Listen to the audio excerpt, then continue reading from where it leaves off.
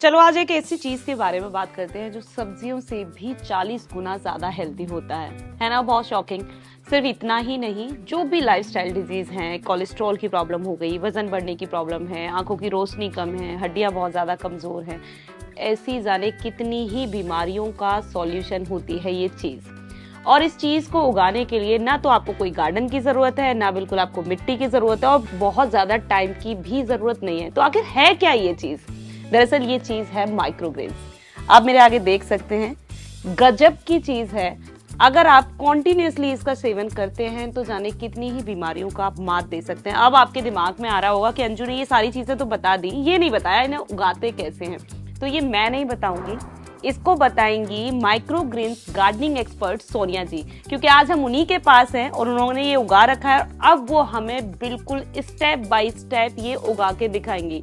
और सबसे खास बात है कि सिर्फ 5 से 6 दिन में ये आपके सामने हाजिर हो जाएंगे, जिन्हें आप बिल्कुल खा सकते हैं। अब आप कहेंगे खाएंगे कैसे, वो भी हम उनसे पूछेंगे। अब आप कहेंगे काटेंगे कैसे, वो भी सब जानकारी इस वीडियो के अंदर हम सोनिया जी से लेने वाले हैं। तो ज्यादा देरी किस बात की, मिलते हैं सोनिया जी से। इससे पहले यदि अभी तक आपने अपने YouTube चैनल यूनिक फार्मिंग को सब्सक्राइब नहीं किया है तो अभी सब्सक्राइब करें, साथ ही बेल आइकन भी दबाएं ताकि आगे आने वाली वीडियोस की नोटिफिकेशन आपको मिलती रहे। नमस्कार मैम। नमस्कार। तो सबसे पहले मैं चाहूंगी कि आप हमारे दर्शकों को छोटा सा परिचय दीजिए। मेरा नाम सोनिया है और मैं गार्डनर हूँ, गार्डनिंग करती हूँ और अपने घर में माइक्रोग्रीन्स उगाती हूँ। ठीक है, माइक्रोग्रेन्स हमारे सामने रखे भी हैं और इससे पिछली वीडियो में इनके बेनिफिट्स बहुत सारे जो आपने बताए थे वो सारे हम ले चुके हैं। तो जिन दर्शकों को ये नहीं पता है इसके क्या क्या फ़ायदे वो पिछली वीडियो में देख सकते हैं। लेकिन फिलहाल जो आपसे हम आज जानने के लिए आए हैं वो ये है कि आखिर माइक्रोग्रेन्स को उगाया किस तरीके से जाता है, क्या इसका प्रोसेस है? माइक्रोग्रीन्स उगाने के बहुत सारे तरीके हैं, पर जो 2 खास तरीके हैं आज हम उसके ऊपर चर्चा कर सकते हैं। ठीक है। उसको उगाने के लिए हम पहले हाइड्रोफोनिक तरीके से उगाएंगे और मैं आपको इसमें दिखाती हूँ हम कैसे कर सकते हैं। ठीक है। साथ में ये उगाने की पूरी प्रक्रिया देखेंगे, लेकिन मैं उससे पहले आपसे ये ज़रूर जानना चाहती हूँ कि आखिर कौन कौन से ऐसे बीज हैं जिनको हम माइक्रोग्रेन्स में कन्वर्ट कर सकते हैं, और ये भी कि आपके लिए माइक्रोग्रेन्स है क्या आखिरकार? आप किसी भी सीड के माइक्रोग्रीन्स उगा सकते हैं जो आपकी किचन में है। ठीक है। मैं पहले मार्केट से जाके बहुत सीड्स खरीदती थी, पर कई बार ये वक्त की कमी से नहीं जाना हो पाता, तो मेरी किचन में जो होता है मैं उसी के माइक्रोग्रीन्स उगा लेती हूँ। आप इस ट्रे में देख सकते हैं, इसमें मूंग के और मटर के माइक्रोग्रीन्स उग रहे हैं। आज हम काले छोलों के माइक्रोग्रीन्स उगाएंगे। ठीक है। तो आप किसी भी चीज़ के उगा सकते हैं। और अगर आपके पास मूली के, गाजर के, या आपके पास सरसों के बीज हैं, मेथी के बीज हैं, आप उनके भी उगा सकते हैं। लोगों को स्प्राउट्स और माइक्रोग्रीन्स में बहुत ज़्यादा कन्फ्यूजन होता है कि क्या है। तो जब भी हम बात करते हैं, देखिए ये जो है ये मेरे सीड्स हैं, ये पहली स्टेज होती है जो सीड्स होते हैं। ठीक है। इसके बाद जो हमारे बीजों की दूसरी स्टेज आती है वो आती है स्प्राउट्स की। अब इन बीजों में इतनी शक्ति होती है कि ये अपने आप ही उगते हैं, इनको उगाने के लिए हमें कुछ नहीं चाहिए होता। जब भी आप देखिए मिट्टी में बीज डालते हैं, बीज उगता है, आप कोकोपीट में बीज उगाते हैं, उसके बाद थोड़े जब वो 21-22 दिन के होते हैं फिर हम उसमें खाद डालते हैं। तो उतनी स्टेज तक हमें उसमें कोई न्यूट्रिएंट देने की ज़रूरत नहीं होती, क्योंकि उसमें भरपूर शक्ति होती है। और जो तीसरी स्टेज बीजों की आती है वो होती है हमारी माइक्रोग्रीन्स की, जिसमें वो इतने बड़े हो जाते हैं, इनमें 2 लीव्स आती हैं। ठीक है। तो सबसे ज़्यादा न्यूट्रिशन वैल्यू जो होती है वो इनमें होती है, स्प्राउट से भी ज़्यादा माइक्रोग्रीन्स में न्यूट्रिशन वैल्यूज होती हैं। क्या ये बात भी सही है कि इसके बाद में ये सब्जी बहुत बड़ी हो जाएगी, उससे भी ज्यादा इस वाली स्टेज में हाँ, न्यूट्रिएंट्स होते हैं? इससे अगर हमने इसको छोड़ दिया और ये इतनी बड़ी और हो जाती है, तो जैसे जैसे ये बड़ी होगी इसकी न्यूट्रिशन वैल्यू उतनी कम होती जाएगी। ये अभी बिल्कुल परफेक्ट है हार्वेस्ट करने के लिए, क्योंकि इसमें आप देखिए 2 से 3 इंच लंबी है और इसमें 2 लीव्स आई हुई है हरी। तो 2 तरीके आपने बोला, तो हम पहले कौन सा तरीका देखने वाले हैं? हम हाइड्रोफोनिक तरीके से आज माइक्रोग्रीन उगा के देखते हैं। सो ये मैंने अब जाके काफ़ी महीनों बाद जब मुझे लगा हाँ मैं सक्सेसफुली कर पा रही हूँ, तो ये मैंने ट्रेज खरीदी हैं। जिनके पास अभी ट्रे नहीं है और वो माइक्रोग्रीन्स उगाना चाहते हैं, उस केस में वो या तो अंडे की ट्रे या ये मशरूम की ट्रे ये यूज़ कर सकते हैं, पर इसमें आपको नीचे छेद करने पड़ेंगे। ठीक है। इसमें आपको छेद करने पड़ेंगे। ठीक है। और अंडे की ट्रे में छेद करने की ज़रूरत नहीं होती, क्योंकि खुद ही पोरस होते हैं वो। ठीक है। आप उसमें शुरुआत के लिए आप उसमें कर सकते हैं। और अगर आपको लगता है आप परफेक्ट हो चुके हैं और आप इसको आगे करना चाहते हैं अपने ही लिए चाहे, तब आप ऐसी ट्रे खरीद सकते हैं। ठीक है। सबसे पहले हमने एक टिश्यू पेपर लिया।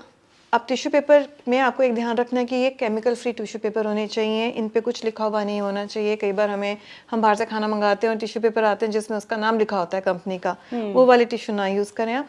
बिल्कुल हमें एक लेयर टिश्यू पेपर की काफ़ी है। ठीक है, मैंने बिल्कुल एक लेयर कर ली टिश्यू पेपर की और इस पर यहाँ लगा दी। तो मुझे एक टिश्यू और यूज़ करना पड़ेगा, यहाँ जगह खाली है अभी। सो ये मैंने टिश्यू पेपर रख दिया और इसको आपने पानी स्प्रिंकल करना है। सिंपल वाटर है ये। सिंपल आरओ का वाटर है। हम इसमें टैप वाटर इसलिए यूज़ नहीं करते क्योंकि इसमें क्लोरीन की मात्रा बहुत ज़्यादा होती है, ठीक है। इसलिए हमने इसको आरओ का वाटर यूज़ करा है। और जैसा मैंने आपको पहले बताया कि बीजों में इतनी न्यूट्रिशंस होते हैं, अपने आप इतनी ताकत होती है कि वो एक पौधा बन जाता है, इसलिए हमें इसमें कुछ डालने की ज़रूरत नहीं पड़ती। ठीक है। ये काले चने के सीड्स हैं जिसको मैंने 12 घंटे पानी में भिगो के रखा है और अब इसका पानी डिस्कार्ड कर दिया है। हमने टिश्यू पेपर लगाया, उस पर पानी स्प्रे कर दिया। अब आपको इस पर सीड्स लेके इस पर स्प्रिंकल करने पर जब आप इसमें सीड्स लगाएंगे आपको ध्यान रखना है कि बहुत ज़्यादा गैप नहीं आना चाहिए। अगर आपको ऐसे हार्वेस्टिंग चाहिए तो सीड्स के बीच में ज़्यादा स्पेस नहीं होना चाहिए, आपको बिल्कुल पास पास लगाने हैं और सीड्स ओवरलैप भी नहीं करने हैं। ऐसा नहीं कि एक सीड के ऊपर आपने दूसरा सीड लगा दिया, बिल्कुल आप सीड लगाते जाइए और जो भी हाथों से इसको दबाते जाइए और जो जगह बीच में खाली है वो फिल होती जाए। अब देखिए मैंने बिल्कुल हल्के हाथों से इसको दबा दिया है और जहाँ पे भी मुझे लग रहा है कि एक सीड के ऊपर दूसरा सीड आ रहा है मैं उसको हाथों से हटाती जा रही हूँ। क्योंकि मेरी ट्रे बड़ी है, इसमें जगह भी थोड़ी बची है, तो हम इसमें फ्लेक्स सीड्स में थोड़े से इसमें लगा देती हूँ।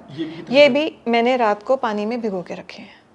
आप चाहें तो आप इसको ऐसे ही स्प्रिंकल कर सकते हैं क्योंकि बहुत छोटे सीड्स होते हैं। पानी में भिगोने से क्या होता है, इसमें थोड़ी सी आप देखेंगे लेस हो जाती है, पर पानी में भिगोने से जर्मिनेशन थोड़ा फास्ट होता है, इसलिए मैं पानी में भिगो के ही लगाती हूँ। तो आपने इसको अच्छे से फैला देना है। नीचे टिश्यू पेपर लगाने का क्या कारण है?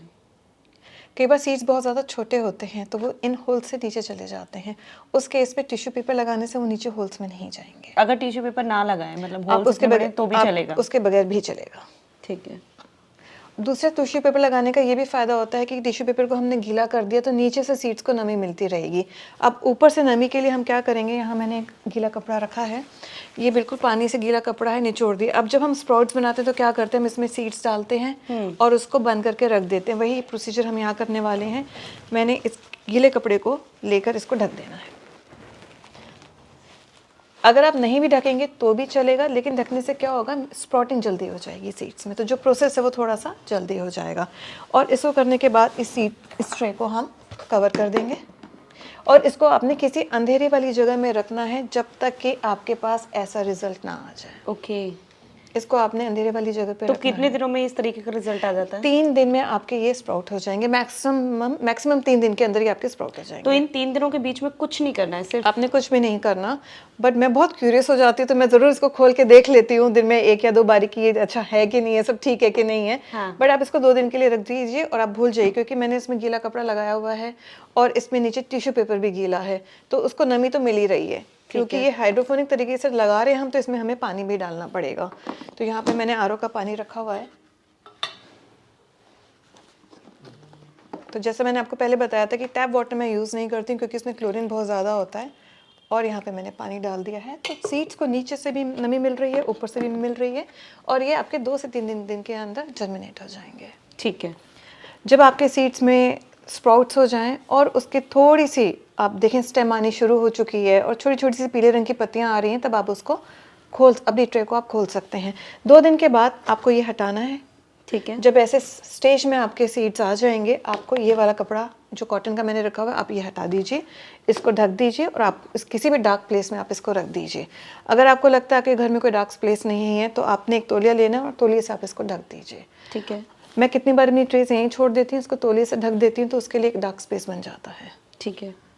ठीक है, तो ये आपने स्प्राउट्स की पोजीशन आने के बाद में ये करना है? हाँ जी। ठीक है, 3 कह सकते हैं 3 दिन के बाद? बिल्कुल। ठीक है, तो कितने दिनों तक हमें डार्क प्लेस में रखना है? डार्क प्लेस में आपको तब तक रखना है जब तक उसमें छोटी सी डंडी ना आ जाए और उसमें छोटी छोटी ट्रू लीव्स आपको दिखनी शुरू हो जाएंगी पीले रंग की, क्योंकि इसको धूप नहीं मिल रही है तो जो पत्तियां हैं वो आपको हरी नहीं मिलेंगी, शुरू में आपको पीली ही पत्तियां नजर आएंगी। ठीक है। जब वो छोटी छोटी आपको पत्तियां नजर आने लग जाएं तब आपको इसको डार्क प्लेस से उठाना है, और जो आपकी विंडो से धूप आ रही है आपको वो विंडो की धूप दिखानी है, चाहे वो 2 घंटे की हो, 3 घंटे की हो, 5 घंटे की हो, जितनी भी आपकी विंडो से धूप आ रही है आपने वो धूप दिखानी है। अच्छा, ये 2 डेज जब हमने इसे डार्क प्लेस में रखा था, कि क्या उस दौरान हमें पानी स्प्रिंकल करने की जरूरत पड़ेगी? नहीं, क्योंकि इसमें मैंने कपड़ा रखा हुआ है तो पानी स्प्रिंकल करने की ज़रूरत नहीं है। लेकिन जब आप इसको इस पे से कॉटन का कपड़ा आप हटाएंगे तब आप इसको सुबह शाम, अगर आपको लगता है कि हाँ मेरी बहुत शीट ड्राई हो रही है, तो आप पानी ऊपर से स्प्रिंकल कर सकते हैं। ठीक है। अगर गर्मी का मौसम है तो आपको ज़रूर करना पड़ेगा, लेकिन अगर बहुत ज़्यादा सर्दियाँ हैं तो पानी अपनी नमी बनाए रखता है, इतनी ज़्यादा ज़रूरत नहीं पड़ती। ठीक है, तो अब हम कह सकते हैं कि जब हमने शुरू में इस स्टेज में रखा 3 दिन, 2 दिन हमारे डार्क प्लेस के हो गए, तो ये 5 दिन हो चुके हैं। 5 दिन के बाद हम इसे धूप धूप में रखेंगे और 7वें दिन आप इसको हार्वेस्ट कर सकते हैं। ओके, तो हम कह सकते हैं कि ये 7 7वें दिन दिन का की पोजीशन है। हाँ जी। ठीक है।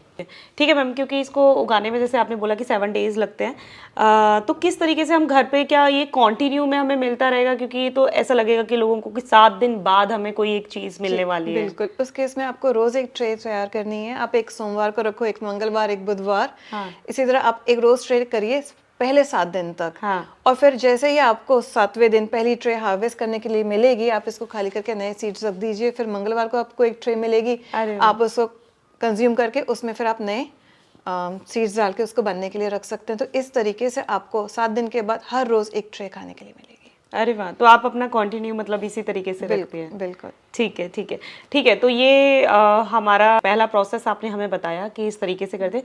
सेकंड प्रोसेस कौन सा है जिस तरीके से उगा सकते हैं? दूसरा, हम कोकोपीट के थ्रू हम इसको उगा सकते हैं।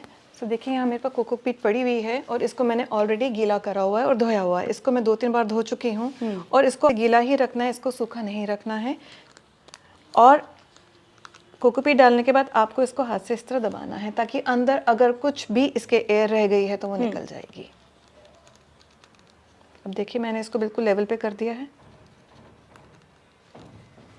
अब हम इसमें सीड्स डालेंगे और सीड्स डालने का वही तरीका है जो मैंने आपको हाइड्रोफोनिक तरीके में बताया कि सीड्स एक दूसरे के ऊपर नहीं होने चाहिए और 2 सीड्स के ऊपर बीच में ज़्यादा जगह नहीं होनी चाहिए। अगर 2 सीड्स के बीच में बहुत ज़्यादा जगह होती है तो जब आपकी हार्वेस्टिंग आएगी तो आप देखेंगे आपका एक पौधा यहाँ निकल रहा है तो एक इतनी दूरी पे निकल रहा है।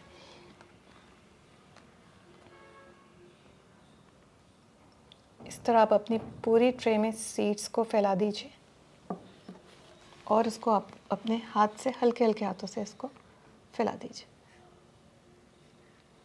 बहुत ज़्यादा प्रेस नहीं करा मैंने, बिल्कुल ही हल्के हाथों से मैं इसको फैला रही हूँ ताकि मेरी सीड्स जो हैं एक दूसरे के ऊपर ज़्यादा ना हो और ना ही उनके बीच में ज़्यादा गैप आए। अब फैलाते हुए अगर कोकोपीट थोड़ा सा ऊपर आ रहा है या नीचे जा रहा है उससे कोई फ़र्क नहीं पड़ता। ठीक है। मैंने काफ़ी लोगों को देखा है वो जब कोकोपीट में उगाते हैं तो वो उसमें वर्मी कंपोस्ट डाल देते हैं, पर हम बिल्कुल भी वर्मी कंपोस्ट सजेस्ट नहीं करते हैं क्योंकि वर्मी कंपोस्ट किससे बनता है? केचुओं से बनता है और उसमें केचुओं के अंडे भी होते हैं। तो या आप इसको उगा रहे हैं तो कोकोपीट में उगाइए, वर्मी कंपोस्ट आप यूज़ नहीं करिए क्योंकि उसमें अंडे हैं और हम इसको रॉ खाते हैं, हम इसे पका के नहीं खाते, तो इसलिए इसमें हम वर्मी कंपोस्ट नहीं डालनी चाहिए। ठीक है, ठीक है। जैसे अब हमने कोकोपीट में उगाया है, क्या इसके बाद का स्टेजेस जो हैं वो सेम हाइड्रोपोनिक की तरह? हाइड्रोपोनिक की तरह रहेगा। इसको हमें ऊपर से कॉटन क्लॉथ लगाने की ज़रूरत नहीं है क्योंकि हमारी कोकोपीट ऑलरेडी नीचे से बहुत मॉइस्ट है, उसको नीचे से जो भी उसको मॉइस्चर चाहिए वो नीचे से ले रही है, तो इसको हमें कपड़े से लगाने की ज़रूरत नहीं है। इसको ढकने के बाद अगेन आपको इसको डार्क प्लेस में रखना है 2 दिन के लिए। 2 दिन के बाद आपके स्प्राउट्स ऐसे आ जाएंगे। उसके बाद आप हल्का सा इसके ऊपर आप स्प्रिंकल कर सकते हैं। मैंने ये अपने लिए रखा हुआ है एक स्प्रिंकलर, उससे अगर मुझे लगता है कि मेरी कोकोपीट ड्राई हो रही है तो आप हल्का सा पानी स्प्रिंकल कर सकते हैं। अगर नहीं हो रही तो उसको करने की ज़रूरत नहीं है। आपने उसको डार्क प्लेस में रखना है जब तक इसकी स्टेम नहीं निकल जाए और छोटी सी 2 लीव्स आनी शुरू ना हो जाए, तब तक आपने इसको डार्क प्लेस में रखना है। ठीक है। जैसे ही आपको पत्तियां दिखेंगी वैसे ही आपने इसको धूप दिखाना शुरू करना है। ठीक है।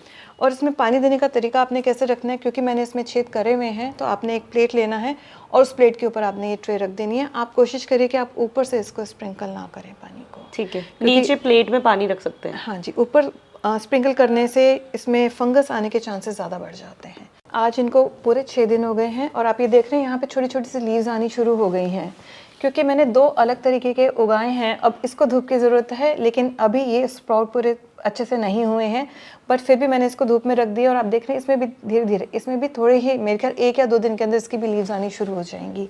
जब ये 2 से 3 इंच की सारी लीव्स हो जाएंगी ये हार्वेस्ट करने के लिए तैयार है। ठीक है, क्योंकि हार्वेस्टिंग की बात हो रही है तो हम ज़रूर आपसे एक बार हार्वेस्ट भी करा के देखेंगे कि किस तरीके से करते हैं। लेकिन उससे पहले मैं ये जानना चाहती हूँ क्योंकि जब आपने ये बनाना शुरू किया था तो ऐसे क्या गलतियाँ थी जो आप कर रही थी जो कोई भी शुरुआत करता है माइक्रोग्रेन्स उगाने की तो उसे फेस करनी पड़ सकती हैं? सबसे पहले तो मुझे मीडियम नहीं मिल रहा था उगाने के लिए और मैंने बहुत कोशिश करी कि किस में उगाऊं, कैसे करूं, और जो मैंने पहला मीडियम यूज़ किया उसमें नीचे मैंने होल्स नहीं करे। तो होल्स होना मीडियम में बहुत ज़्यादा ज़रूरी है। और मैं प्लास्टिक के फेवर में नहीं रहती हूँ, लेकिन ये हमारे पास कोई इसका सॉल्यूशन अभी तक आया नहीं है, हमें प्लास्टिक में उगानी पड़ती है और ये प्लास्टिक कहते हैं कि अच्छा नहीं होता यूज़ करना, पर उस टाइम कोई चॉइस नहीं था उगाने के लिए, तो मैंने जो मेरे घर में डिस्पोजेबल कंटेनर थे उसमें लगाना शुरू करा। फिर मुझे रियलाइज़ हुआ कि नहीं, मेरे इसमें छेद होने बहुत ज़रूरी हैं ट्रे के अंदर, तो मैंने उसमें नेक्स्ट टाइम जब उगाई तो आई मेड श्योर कि उसके नीचे प्रॉपर होल्स मैंने करे हुए हों। ठीक है। और जो मुझे मशरूम की ट्रेज़ हैं ये मुझे बेस्ट लगती हैं, क्योंकि इसमें बहुत आराम से आप नीचे होल्स कर सकते हैं और उगा सकते हैं। एक फैमिली ऑफ 4 ये बहुत सफिशिएंट है। तो अगर आपकी एक ये ट्रे रेडी होती है तो आप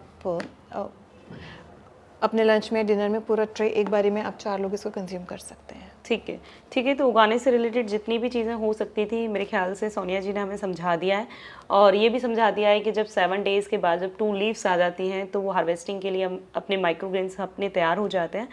तो मुझे लगता है कि हमें नेक्स्ट स्टेप की तरफ बढ़ना चाहिए और देखना चाहिए कि आप कैसे इनको कट करने वाली हैं। और फिर मुझे एक जो ज़रूरी चीज़ ये भी है जो पूछना है वो ये है कि आखिर हम इन्हें खा किस तरीके सकते हैं, किस किस डिश में हम इसे शामिल कर सकते हैं, या हमें ये डायरेक्ट खानी है, वो चीज़ भी मुझे आपसे पूछनी है। अब हार्वेस्टिंग के लिए आपको ध्यान रखना है, जिस दिन आप इसको हार्वेस्ट कर रहे हैं उस दिन आपने इसमें पानी नहीं देना है, क्योंकि पानी देंगे ये गीली हो जाएगी। और अगर आपने गीली माइक्रोन्यूट्रिएंट्स आपने हार्वेस्ट करके रख ली, क्योंकि वो गीली हो चुकी हैं तो वो थोड़ा सा वैसे ही सौगी हो जाती है, क्योंकि हम इसको रॉ खाते हैं। तो इसका फ्लेवर लेने के लिए जब भी आपने खानी है, क्योंकि अगर ये देखिए रेडी है, अगर आज भी मैं इसको 2 दिन और नहीं खा रही हूँ तो ये बहुत ज़्यादा बड़ी नहीं होगी, उसको बहुत ज़्यादा बड़ा होने में अभी 5-6 दिन लगेंगे। तो ऐसा नहीं है कि 7वें दिन ये रेडी हो गई है तो मुझे 7वें दिन ही खानी है, मैं इसको 8वें दिन भी खा सकती हूँ। तो हार्वेस्ट करने के लिए क्या करना है आपने, आप देख रहे हैं नीचे कोकोपीट का लेयर लगा हुआ है इसके अंदर, है ना। तो जो भी आपने हार्वेस्ट करना है आप नीचे से कम इतना आधे इंच का पोर्शन छोड़ देंगे और उसको अपनी लीव्स को ऐसे ऊपर से आप काट लेंगे। ठीक है। तो आप सीजर्स या आप चाकू या आप अपने हाथ say whatever medium you feel is good for you आप यूज़ कर सकते हैं। और ऊपर से मैंने इसको इतना हार्वेस्ट कर लिया है, तो अगर मुझे सपोज मैंने सैलेड बनाया और मुझे इसको थोड़ा सा खाना है तो मैंने इसको नीचे से आधा इंच छोड़ के ऊपर का हार्वेस्ट कर लिया है। और इसको धो के आप अपने सैलेड्स में, बर्गर में, पिज़्ज़ा में, सूप में, आप गर्मियों में हमें धनिया नहीं मिलता है तो आप धनिया की जगह इसको अपनी सब्ज़ी पे स्प्रिंकल करके खा सकते हैं, पर इसे पकाना नहीं होता। पकाने से इसका न्यूट्रिएंट जो है वो कम हो जाता है। कि अब कई बार ऐसा होता है हमारी ये रेडी है और आज मुझे ये नहीं खानी है, तो मुझे लगता है कि चलो मैं इसको काट के रख लेती हूँ फ्रिज में और कल खा लूँगी। आपने इसको काट को फ्रिज में रख दिया और 3 या 4 दिन में खा रहे हैं, तो आप देखते हैं जब भी हम मार्केट से सब्जी लाते हैं 4 या 5 दिन बाद वो कैसी हो जाती है, वो उतनी फ्रेश नहीं रहती है। तो ये भी वैसे उतने फ्रेश नहीं रहेंगे। तो आपने जब खानी है आप तभी इसको हार्वेस्ट करिए और उसको कंज्यूम करिए। हार्वेस्ट करने से पहले आपने पानी नहीं देना है और आपने इसको फ्रिज में नहीं रखना है। ठीक है, ठीक है। तो बहुत अच्छी जानकारी सोनिया जी ने हमें यहाँ पर दी है और बहुत अच्छे से एक्सप्लेन किया है कि किस तरीके से आप आसानी से अपने घर पर उगा सकते हैं। और सबसे खास बात है कि कंटिन्यू आपके घर पर ये बनी रहेंगी अगर आप डेली एक एक ट्रे तैयार करते हैं, और 7 दिन के बाद एक ट्रे फिर से खाली होना शुरू हो जाएगी, आप उसको फिर से करते जाइए। बहुत ज़्यादा बेनिफिशियल है बच्चों के लिए, बुज़ुर्गों के लिए, हर किसी के लिए, महिला पुरुष सभी लोगों को मुझे लगता है कि रेगुलरली ये खाना चाहिए।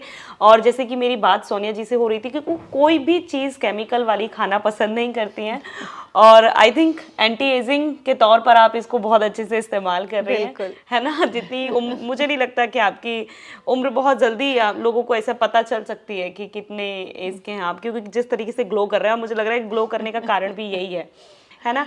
तो बहुत सारे फ़ायदे इसके हैं, सारे स्टेप्स हमने क्लियर किए हैं, लेकिन फिर भी कोई आपको लग रहा है कि कहीं किसी स्टेप पे आप गलती कर रहे हैं तो आप हमें कमेंट बॉक्स में बता सकते हैं। हमारी कोशिश होगी कि हम आपको आंसर ज़रूर करेंगे।